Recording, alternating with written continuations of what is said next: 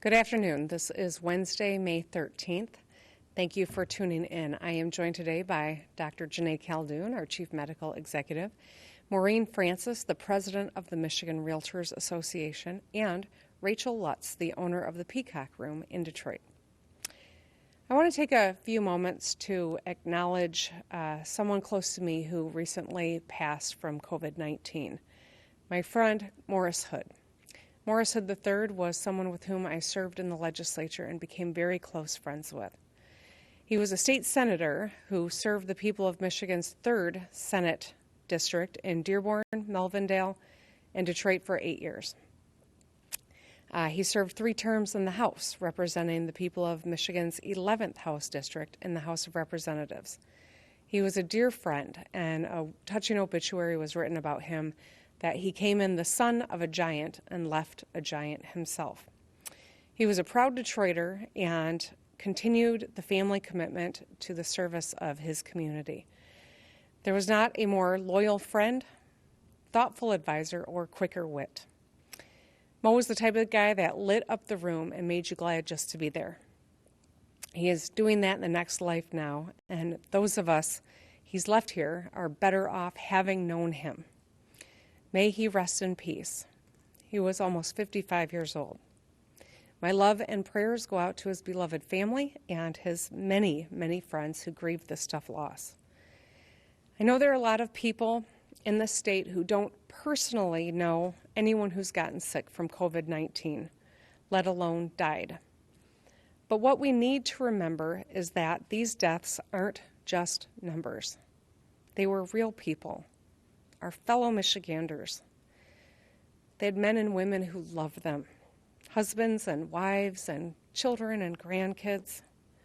We owe it to them and to our frontline heroes to see this through, to get through it together. This should be a time for unity, not division. We must continue to protect one another. We must all continue to do our part to save lives. The majority of people in our state are doing the right thing. But as we begin to carefully phase in sectors of our economy, and as more Michiganders return to work, those who aren't able to go back yet need to continue to stay home, to stay safe. And when you have to leave your home, to be smart, to wear a homemade mask, stay 6 feet apart, wash your hands, use hand sanitizer. The only way we're able to take these next steps is if we continue to take care of ourselves and one another.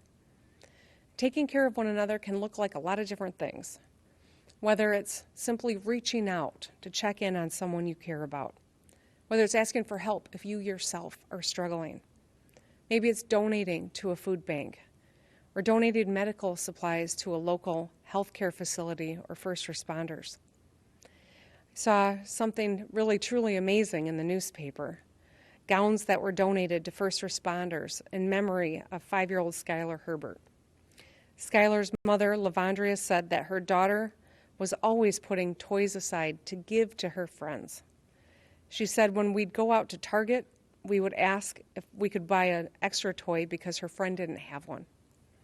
In Skylar's honor, the Detroit Public Safety Foundation donated 10,000 protective gowns to the city's first responders, both of whom her parents are first responders in the city of Detroit. Taking care of one another could look like donating to a good cause, committing to helping someone in need. Sterling Heights family that is mourning the loss of both parents. The United Community Family Services and the Chaldean American Ladies of Charity are collecting donations to help a Sterling Heights family of 3 children who lost both their parents to COVID-19. If you can, do some research. Find a good cause so that you can help out your neighbors and fellow Michiganders. And remember, there are people across the state who need help. And if you're one of them, ask for help. I know it's hard. It's been a long 9 weeks. It's hard to believe it's only been 9 weeks in some regards. We can't just flip a switch and resume life as it was beforehand. We have to turn this dial slowly and re-engage in a smart way that'll protect our families and our neighbors and our friends and our businesses. There are a lot of businesses that have stepped up in this time. I want to acknowledge the Coca-Cola Company in partnership with Great Lakes Coca-Cola Bottling Company, MakersRespond.org, and Boyd Corporation that donated 65,000 plastic face shields to the state of Michigan to help protect our frontline workers. The Coca-Cola Foundation has also recently awarded more than $300,000 in grants to the local Boys and Girls Clubs and Food for Sharing organizations in Michigan to support COVID-19 programs.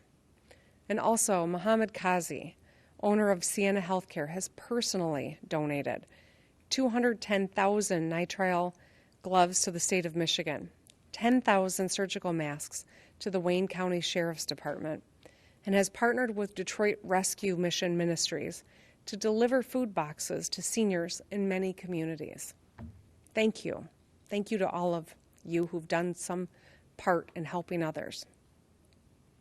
This morning, my administration announced that the state of Michigan will participate in the Federal Unemployment Insurance Agency Work-Share program to help offset budget implications as a result of the state's response to COVID-19 pandemic.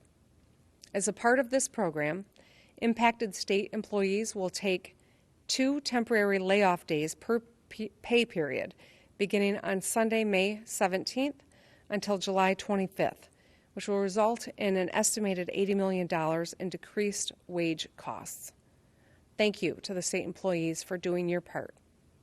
Utilizing this federal program allows the state to both protect paychecks of our state employees so they can continue to support Michigan families and ensure that essential services for Michiganders continue on without interruption.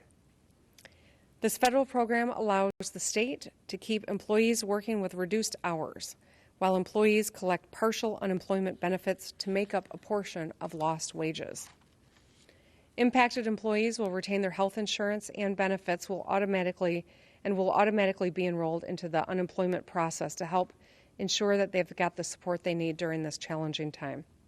State managers at the 17 level and above will not participate in work-share, but will instead be taking a layoff day every other pay period, resulting in an approximate 5% reduction in gross pay.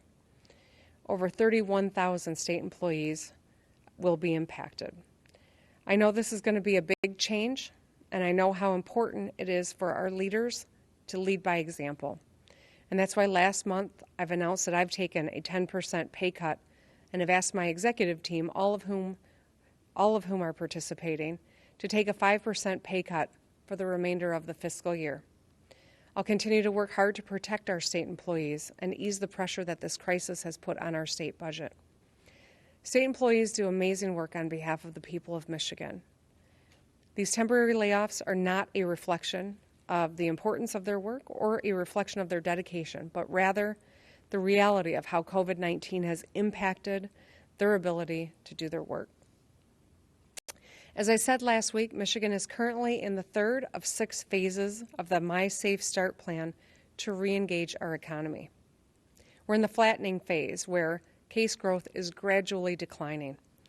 We got here because we took aggressive measures to fight COVID-19. This graph will show you what would have happened without aggressive social distancing measures put in place. It's really pretty stunning when you take a look at it. If we had not taken the action that we did, more people would have died and the disease would have spread much further than it has. The current Safer at Home order is in effect until May 28th, and Michiganders must still wear homemade masks and practice social distancing when they need to leave the house. Thank you. I wanted to give you we're testing more people, and the percentage of positive cases has gone down. As of Sunday, the percentage of positive cases was 6%, the lowest it has been since March. Our state is 7th in the nation. We have more work to do, but we have made great strides. Our goal is to test 450,000 people in the month of May. We've reopened lower risk businesses with strict workplace safety measures. We've reopened construction and manufacturing, real estate and outdoor work, lawn care and education and business. But I will make sure that we remain nimble, monitoring the data, so if we have to pull back when we see a spike in cases, we're able to, because we cannot afford to overwhelm our hospitals or let community spread go without action. And we'll pull back if necessary. Like Dr. Fauci said in his testimony yesterday, reopening too quickly will trigger another outbreak that we can't control.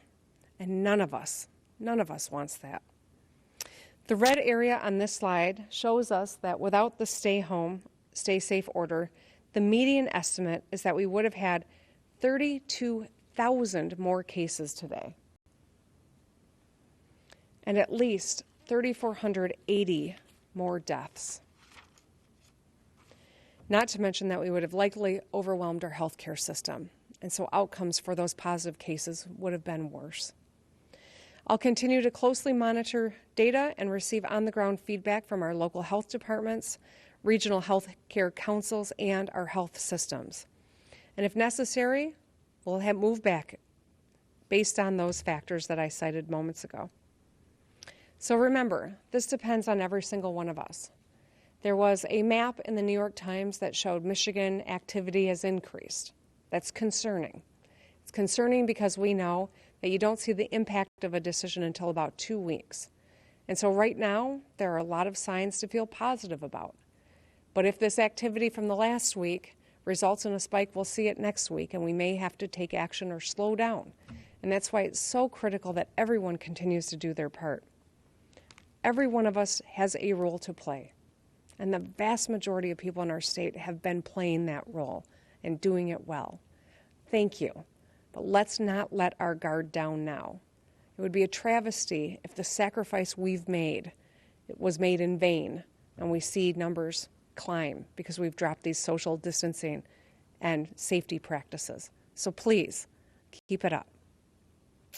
Today, I'm joined by business leaders from across the state who are committed to ensuring the safety of their employees and their customers. Rachel Lutz from the Peacock Room in Boutique in Detroit has moved her business to online sales, curbside pickup, and porch delivery.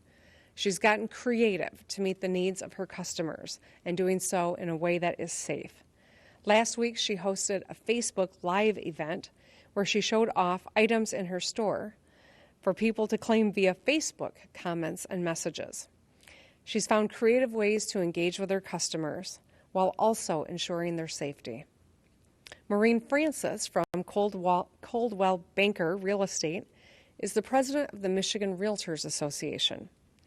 We reopened real estate activities for Michiganders on May 7th, and Maureen is going to talk about the measures that realtors across our state are taking to protect themselves and their clients. Rachel and Maureen and businesses like theirs are doing the right thing to protect people around them. They're committed to ensuring the safety of their employees and their customers as we continue fighting this virus. And I want to thank them and every Michigander and business that has stepped up in the past 9 weeks. Keep going. Keep going. I know this is hard, but every person doing their part could mean less time that we spend fighting this virus, less lives lost, less economic pain. Every person who keeps doing their part will help contribute to us reaching the next phase of engagement. So please continue reaching out to your loved ones, whether you're living with them or it's over the phone or over Zoom. Like my friend Mo Hood, who I mentioned earlier, used to say, enjoy your family, enjoy your spouses, tell them that you love them every day because tomorrow might not be here. Stay in touch, stay safe, and please keep doing your part. I promise I'll continue to do mine. With that, I'd like to invite Dr. J up to the podium.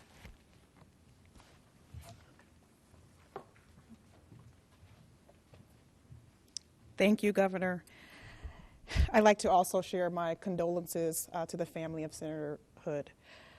As of today, Michigan has 48,391 cases of COVID-19 and 4,714 deaths. The number of cases per day per million people, which is how we measure it, continues to decline at the state level. However, not all regions are experiencing the same decline. While we are seeing cases decline significantly in southeastern Michigan, this area of the state still has the highest daily number of deaths per million people compared to other regions of the state. We're also seeing new case counts in western Michigan similar to those in southeast Michigan. We also know that our local health departments are actively investigating COVID-19 clusters in multiple parts of the state. Identifying these clusters, aiding facilities in stopping the spread of these outbreaks, and supporting those infected by the disease are critical parts of our public health response. The best way to identify these clusters is through testing, which we keep reiterating. We are continuing to ramp up our testing across the state. We've performed more than 317,000 tests in the state so far, and we've been surpassing 10,000 tests a day for the past several days. As testing increases, the percent of those testing positive also continues to decline. And since March, we've had an overall positivity rate of 18.1%. And on Sunday, May 10th, we hit our all-time low at a rate of 6.3% being positive. This means that our efforts are working. People who have adhered to the governor's stay home, stay safe order and social distancing measures have saved lives. Without these measures, as the governor mentioned, we estimate that Michigan would have seen over 32,000 additional cases of COVID-19 and over 3,400 additional deaths. This shows how critical prevention will be in Michigan as we move forward. Basic measures like social distancing, wearing masks, and washing our hands really has to remain a part of our lives as we move forward. I want to talk about our elderly population. Because they are particularly vulnerable to COVID-19, we are continuing to closely monitor our nursing care facilities in the state. And we're getting a clearer picture as more nursing care facilities report information on COVID-19. As of this past Monday, there were 3,089 cases in 464 nursing facilities in Michigan, and that represents about 6% of total cases of COVID-19 across the state. We are continuing to expand our COVID-19 regional hubs in the state. We now have 21 of these designated nursing facilities that care for long-term care patients suspected or confirmed to have COVID-19 but do not require hospital care. We've also shared updated guidance and best practices for these hubs and continue to work with our local health departments to expand testing and prevent the spread of COVID-19. I also have to say how grateful I am for the leadership of our local health departments. They really are on the front line of battling this disease in their communities. The Saginaw County Health Department is partnering with a federally qualified health center to expand testing in minority populations. The Ingham County Health Department is actually using its own mobile dental clinic to expand testing in its community. And there are many, many more examples across our state of our local health officers really providing leadership and fighting this disease on the ground. It's this type of commitment and resolve that will make the difference in our fight against COVID-19 in this state. Whether, again, it's our local health departments, our hospitals, our business sector, or our state leadership, including all of you out in the public. Social distancing is working. Our numbers are improving, but we are still seeing many more cases every day and more deaths. I encourage everyone to remain diligent, to be patient, as we continue to monitor this public health crisis and slowly look to reopening our economy. Thank you.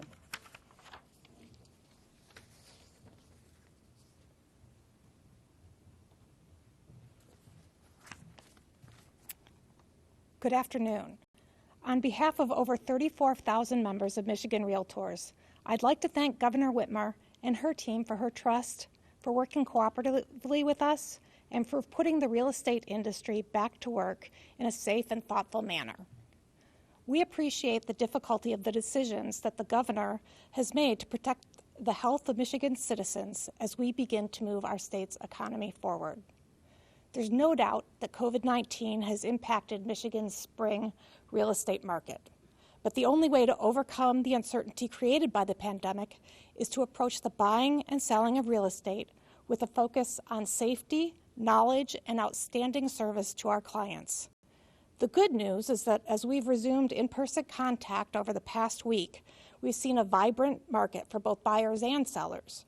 Interest in real estate investment in Michigan is strong. Of course, reopening the real estate industry does not mean business as usual. It's important for all realtors and our clients to understand the requirements under the executive orders. And more than anything, it's important that the client feels safe and comfortable with the whole process. Realtors need to respect and protect the safety concerns of their clients. As the executive order requires, buyers and sellers should do as much remotely as possible. This helps buyers narrow their search and protects sellers from unnecessary showings. For those unfamiliar with the real estate requirements under the executive order, the following must be adhered to. All in-person meetings with clients and customers must be done by appointment. There can be no more than 4 people on a property at any one time. In-person open houses are not allowed. Individuals must maintain 6 feet social distance at all times. In-person showings of rental units are not permitted until after the current tenant vacates the property. As realtors, when we learned that we would be one of the first business sectors to reopen, we felt an overwhelming responsibility to promote additional best practices and serve as a resource for our members and the public. In an effort to protect ourselves and our clients, brokerages are implementing many of the following best practices.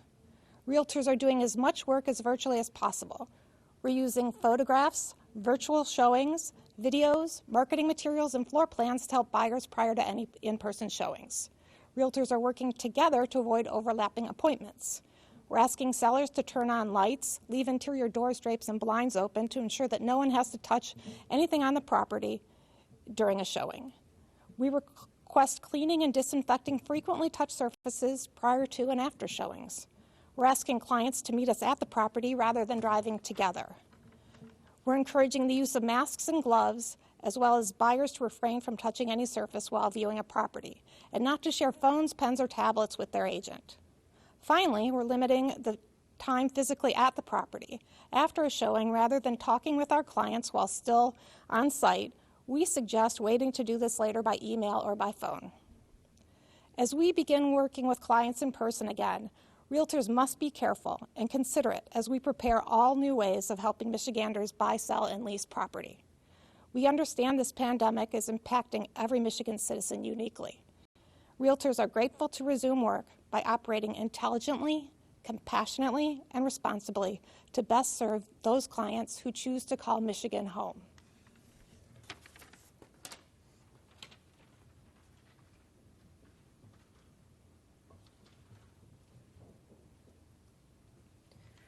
Good afternoon. My name is Rachel Lutz, and I'm the owner of 4 clothing boutiques in Detroit, including the Peacock Room. I built my businesses just after the Great Recession with no capital by maxing out a credit card. As of last year, we did over $1 million in revenue, and I employ about 20 women. It broke my heart to lay them all off. I think of them every day, and I miss my customers dearly. As of retailers are worried about what our future looks like, we are an essential part of Michigan's economy, and we are the glue that keeps our paychecks within our own neighborhoods and towns. This virus has ravaged my business. It's also ravaged my community. I've lost 3 friends to COVID-19, and I've lost count of how many friends have lost parents or loved ones. The term consumer confidence has never struck me as so literal before. A vast majority of my customers don't want to go out. If I reopen my doors to the public too early, what am I reopening to? I cannot survive with 80% less revenue and even a fraction of the same overhead costs. I'm grateful that we are waiting until my customers and employees feel safe. After the governor deems it safe to reopen retail stores, I will be requiring masks for anyone wishing to enter my business. I will not allow a few recent violent events in the context of many millions of store visits in the state of Michigan to intimidate me into not enforcing this policy. I will not be bullied into not protecting my staff and my customers. Thankfully, my building provides a hand washing sink nearby, and I plan to provide hand sanitizer as well to my customers. We will practice social distancing, and we will wear masks ourselves. I'd like to stress that each retail store is unique, not just because our small businesses offer special merchandise and experiences, but because we all have different clientele, logistics, types of merchandise, and we're located in different neighborhoods. Each retail store must come up with the strategy that works best for them and follow the guidelines set out by the CDC and the state of Michigan. I want to address my fellow shopkeepers in rural areas or those areas that have not been deemed hotspots for COVID. Please understand you are not immune to this virus, and neither is your community. The governor's efforts to reopen retail won't be a magic wand for us. They'll be the first step of many things that we'll need to do to adapt to this new landscape. We have a long road ahead, and we need to take a measured and thoughtful approach that is safe and will allow us to sustain our businesses so that we can continue to serve our customers and serve our neighborhoods. Our strategies will need to change, and we'll need to do different and maybe unfamiliar things to survive. It's time to get creative and stay hopeful. I'm glad that our curbside and our delivery systems have been working in a way that's allowing us to distance from our customers and still serve them. Out of necessity, I just did my first Facebook Live video. The Peacock Room had a record sales day within 2 hours after 9 years of business. I still haven't even built an online store yet, but I'm exhilarated at the thought of what's possible when strategizing in new ways. Thank you so much to the governor for having me, and thank you also to Dr. Khaldun and Jeff D'Onofrio for hearing small businesses and protecting us. All right. Thank you, Maureen. Thank you, Rachel. Dr. J, as always, I'm happy to open it up for some questions at this point.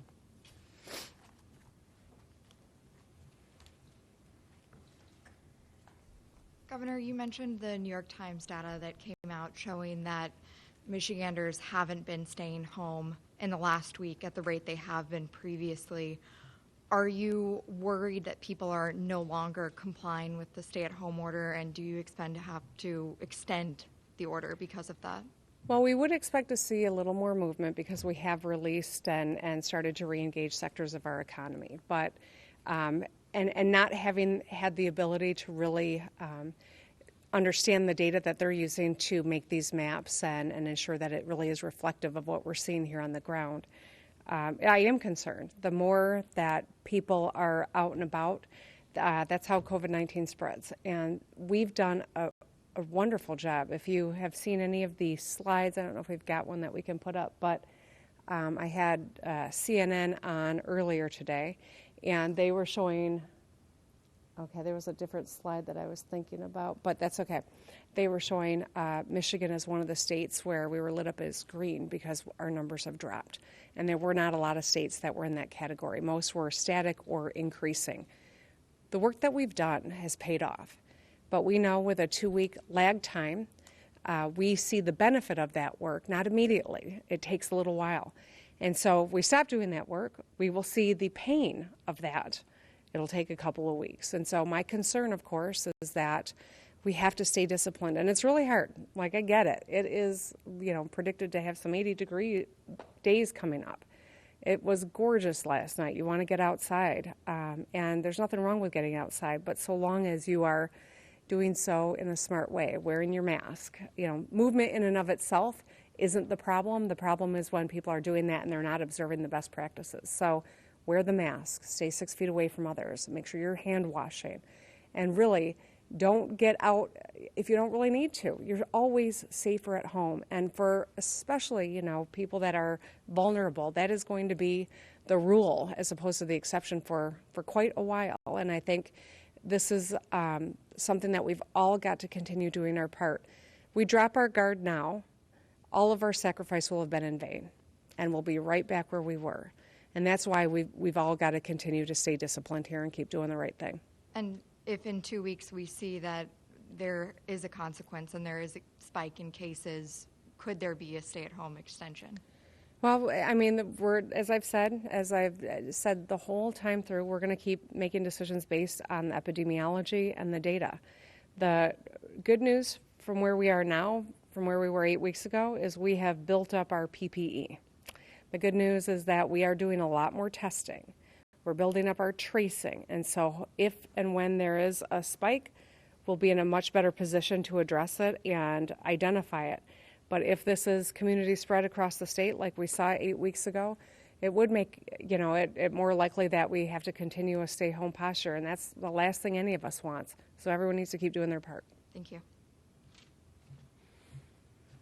Governor, this may be for you or Dr. Caldoun. This morning, Director Gordon was talking to a Senate Oversight Committee, and he said that the data coming from nursing homes wasn't up to speed, and he didn't have confidence in that information. When can we see the state have accurate information coming from nursing homes, and do you believe that we're seeing a lower or a higher death rate in some of these regional hubs than what we're seeing right now? I'm going to hand this one over to Dr. J. You're right. So thank you for your question. So you're right. I'll tell you, our public health data reporting systems, there's no question that they were outdated, and so now we are trying to catch up and make sure we're providing accurate data to the community, and so that we understand the outbreak. So you're right. The deaths are all self-reported right now, and we don't believe that they are accurate. I know we'll be working on developing and improving our system over the next week or two and being able to get that data out for the public, but it's absolutely something that we're working on. With all due respect, we've heard that for a couple of weeks now. Can we expect to see some sort of update sooner than 1 to 2 weeks? So great question. So we actually have improved our data. So initially we weren't reporting anything, right? And so I stood here and said, we're going to work on it, and so we improved that. So the data as far as cases is accurate on the website. And even though in the beginning it wasn't, like 2 or 3 weeks ago, that the case data is good. But again, there's a difference between the cases and the actual deaths. So we have to make sure we're actually looking at death certificates. We know that they actually are matched with a particular nursing facility, and that's an additional step that we know we need to take. Thank you. Mm-hmm.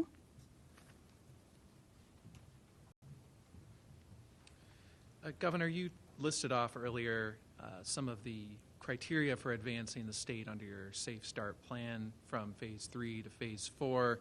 You mentioned things like decline more sharply, percent positivity decreasing, healthcare capacity continues to strengthen. The same is kind of true moving from 4 to 5. These seem very subjective standards. Why not put forth some numerical thresholds that say, okay, when we get to this percent of positive case tests, or this number of new cases, or this number of deaths, that's when we move so that everyone can see, okay, here's the line we need to get to. So a couple of things, and then if you want to add something, feel free, Dr. J. This is a novel virus. So COVID-19 is a virus unlike anything anyone's seen before. We are learning a tremendous amount in a very short period of time. We know, we're in a much better position today than we were 4 weeks ago. Definitely 4 weeks ago, we were worse off than we were 4 weeks before that. Where we will be in 4 weeks, I don't think anyone can predict. What we do know is that if we keep observing these best practices, we're going to get stronger. We're going to be in a better position to start continuing to re-engage. There's no textbook specific number that will tell you it is safe to re-engage a particular sector of the economy. It depends on human nature. It depends on human activity. It depends on the appropriate protocols and the access to PPE for sectors of the economy. And so there are a lot of variables into this equation. We do know that when our testing gets to 15,000 to 20,000, 25,000 a day, we'll be in a much stronger position to take that next step. But our ability to do those tests is dependent on things that are not necessarily in our control.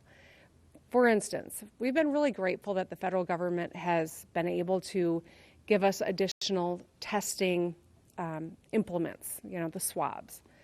We were anticipating a delivery this week of tens of thousands of swabs, of very varying types of swabs. We know that different tests require different kinds of swabs, and I know people are tired of swabs. What is so complicated about a swab? They're not that complicated, but each of these tests depend on a specific type of swab.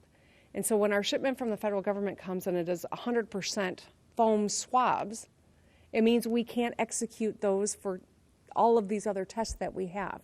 And so it complicates our ability to meet that number so that we have a robust assessment of where we are. And so the hardship of saying by this date certain we are going to take this next step, by this particular measurement we're going to be in position to take this next step. There are a variety of things that we are looking at. I think that, in the coming days, you'll be better able to assess what these next thresholds are to get into the next phase, and we will be in a stronger position to determine what that needs to look like. But there's a lot of, this is science, and this is the practice of epidemiology, and I am listening to the best minds in public health and our health systems across the state and in medicine. Dr. J, anything you want to add? Sure. I'll just say, similar to the practice of medicine, and when I teach my residents, even though we use evidence-based medicine and there's all kinds of formulas for what you should do for a patient, people are not cut and dry. You have to look at the context of what someone is presenting in front of you. So there's no special formula that will tell us how and when to reopen. I can say, for example, we may see a certain level of cases in a particular region, but you have to dive in. Is that associated with a particular facility, a nursing facility, or a workplace, or is it that it's just broad community spread? So a number won't necessarily tell you that. We have to look at the context, and we'll continue to do that, looking at all these various variables.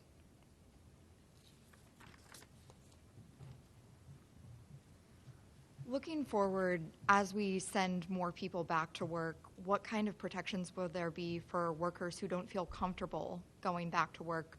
For example, will they still be able to receive unemployment? And what kind of enforcement will there be if workplaces aren't providing PPE or following state guidelines? So I appreciate the nature of the question, and I will get to answering it. I'll just first observe this. Employers want to get this right, too.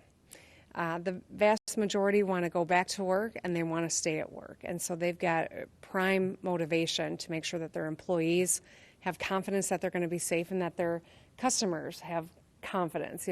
Consumer confidence is a very real issue here. We're watching, of course, what's going on in other states. And in Georgia, for instance, the governor has said, let's all go back. People don't buy it. They're nervous. And so even though a sector of the economy is free to engage in business, it's hard to get customers to come out because they're scared. It's hard to get employees to show up because they're scared. And that's why we've worked so closely with business to make sure that as we are promulgating best practices, they're informed by the business. State government doesn't know every individual business better than they do. And that's why we've partnered to make sure that we are really thoughtful about what it's going to take to keep people safe, because that's all of our mutual goal. Now, employees will have protections. We have taken action to ensure that employers there's no retribution. You can't lose your job for not coming to work because you've tested positive for COVID or you have the symptoms or someone in your household has. That's one of the ways that we're protecting employees.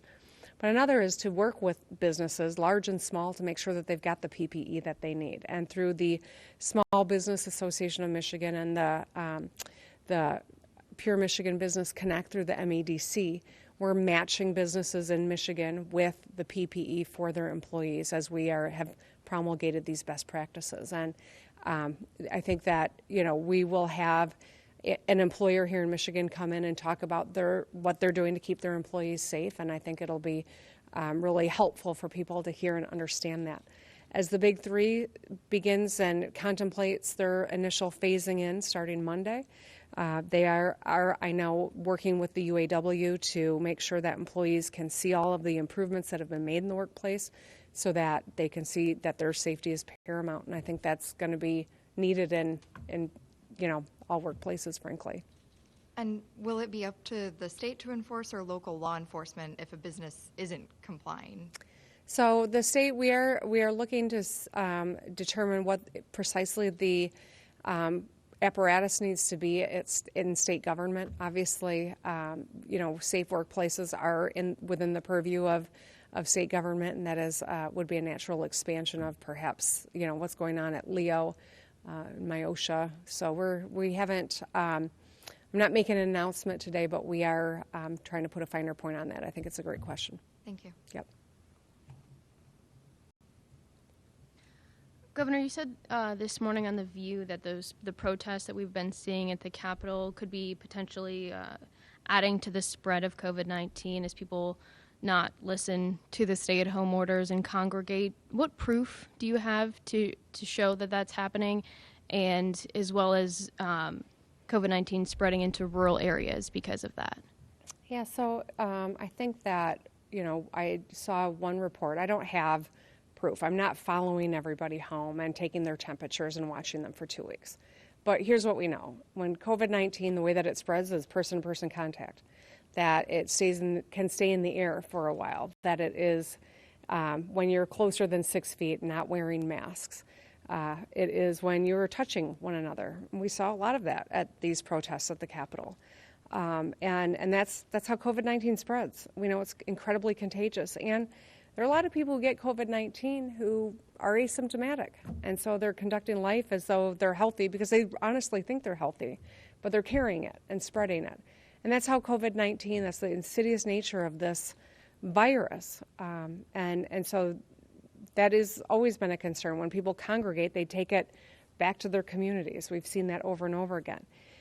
There was a group that did a report that they had put up a geo fence around the Capitol and then monitored cell phone data, and that it translates where we are seeing hot spots in rural parts of Michigan.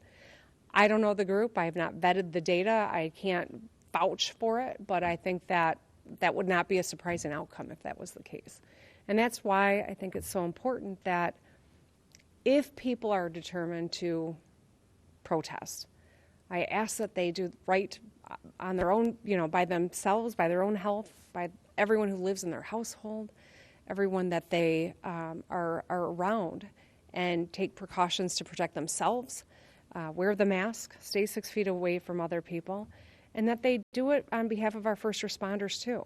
The police that are on site, the nurses and doctors who are stressed out because they're treating COVID patients, their local hospitals, which if they are from a more rural community, do not have capacity to meet the need of an outbreak.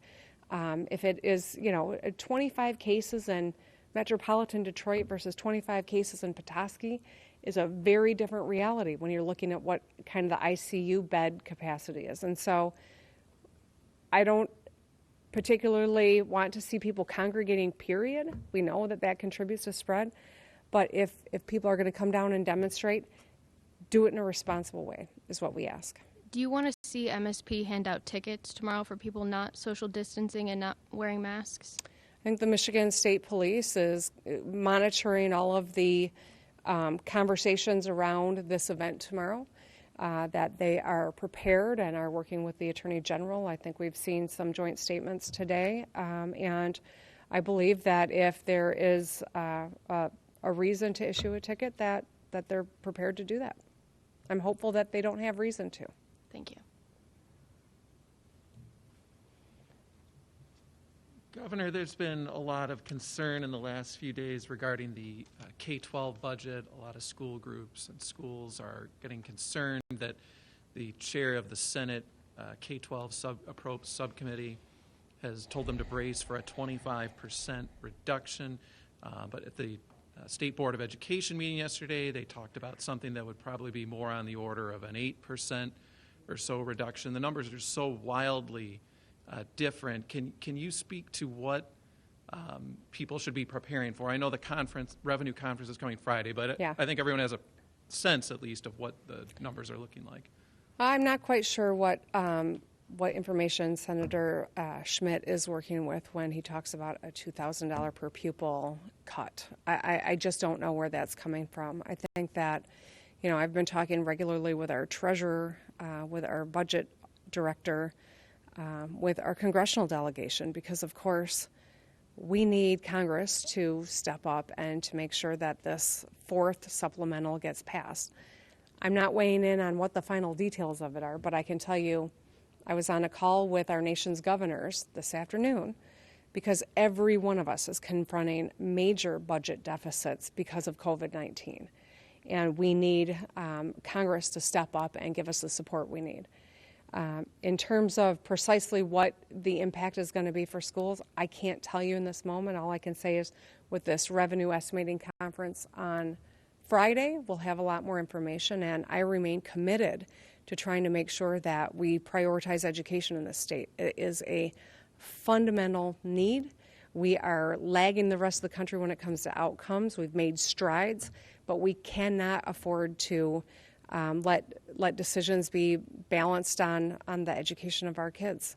We've got to do right by our children, and I need Congress to step up and help us make sure we're in a position to do that. Do you think, I mean, I've seen some school groups say that, to expect schools to reopen and provide the robust education that's expected with that type of a reduction is not realistic, that it would mean big increases in class size and so forth. Is that type of a reduction something that you just can't allow to happen? You know what, Zach, we have what we're predicting to be a $3 billion shortfall in the current fiscal year, and probably one of that size or larger in the next fiscal year. We're going to be confronted with a lot of horrible cuts, and that's why it's my fervent hope that Wayne Schmidt and the Republican caucuses in both the House and Senate will encourage our leadership in Washington, D.C. to embrace the solution that Nancy Pelosi has put on the table. I think that it's going to be really important that people put party aside and say, we got to get this right for the people of Michigan, and that's my number one goal. Thank you, Governor. All right. Thank you, everybody. Stay safe.